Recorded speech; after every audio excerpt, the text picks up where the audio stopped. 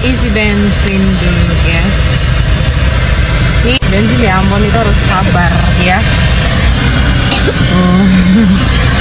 Nggak ada space yang kosong, harus sabar pokoknya.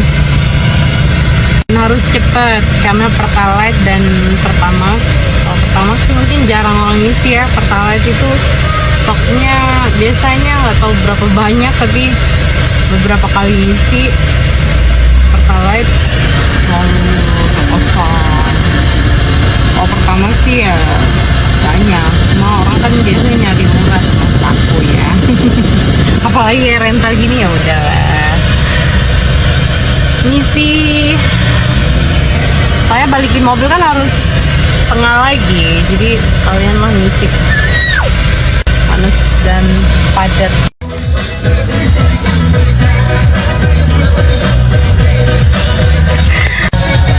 Oke, kita maju.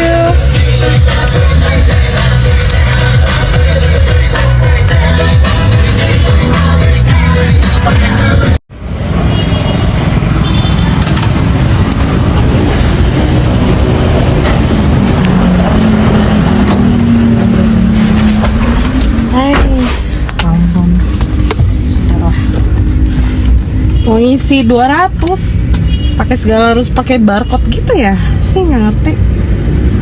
Katanya sih bisa ngisi banyak harus 100.000 saja. Piye toh, orang mau beli kan, kok masa dibatasi? Udah, mungkin sudah seperti itu ya pemirsa. Namun beda guys.